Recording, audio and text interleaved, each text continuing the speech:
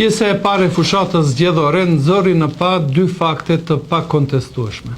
Së pari, ajo rikonfirmoi nënshtrimin e plot të Vlenit ndaj VMRO-s dhe së dyti dëshmoi vendosmërinë e Mickovskit për të ndihmuar fitoren e kandidatëve të Vlenit në komunat shqiptare. Në kushte normale, bashkëpunimi mes partive maqedonase dhe shqiptare nuk do të ishte problematik. Përkundrazi, në një vend shumë etnik si Maqedonia e Veriut, ai do të ishte i mirëseardhur, sepse do të forconte kohezionin ndëretnik dhe stabilitetin politik të vendit. Mirëpo, bashkëpunimi i tanishëm mes VMRO-s dhe Vlenit duhet t'i shqetësoj seriozisht shqiptarët sepse mund të dëmtojë interesat e tyre politike në të ardhmen. Së pari, ky bashkëpunim nuk është midis partnerëve të barabartë që respektojnë interesat e njëri tjetrit, por një raporti pa barabartë mes padronit dhe vazalit.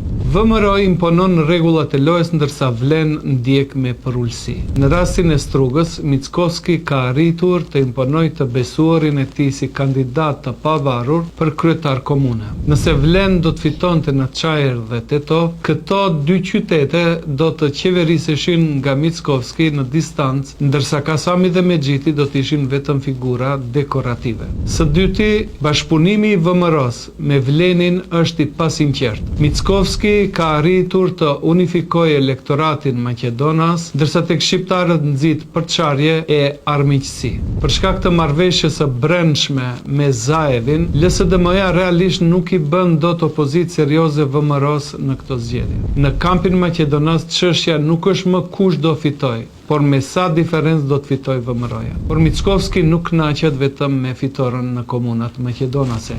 Ambicet e tij politike janë më të mëdha. Ai kërkon të kontrollojë edhe komunat shqiptare. Qëllimi i tij është të marginalizojë partitë shqiptare, duke i zbritur në nivelin e partive të vogla rome apo turke. Të përçara e të dobësuara, ato nuk do të shërbejnë interesave të shqiptarëve, por pushtetit të Mickovskit. Nëse i arrin qëllimit, shqiptarët do të mbeteshin pa një organizim politik serioz, pa një opozitë të fortë që mbron interesat e tyre.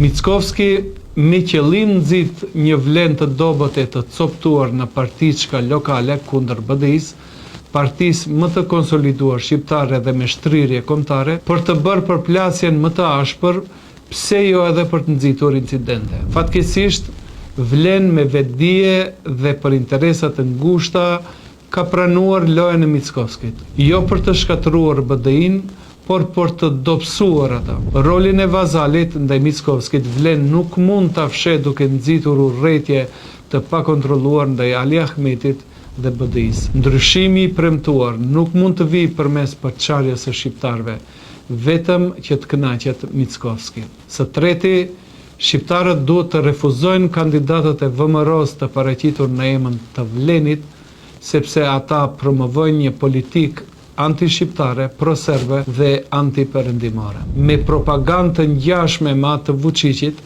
Mickovski ka bindur nacionalistët Maqedonas se antarësimi në BE rrezikon identitetin Maqedonas, ndërkohë që në fakt ruan strukturën e një shteti të kapur, të kontrolluar nga establishmenti që refuzon standardet demokratike perëndimore.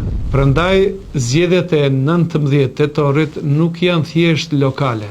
Ato janë edhe një sprovë për pjekurinë politike të shqiptarëve. Një vot për Vlenin është një vot që legjitimon politikën anti-shqiptare, anti-perëndimore dhe pro-serbe të Mickovskit.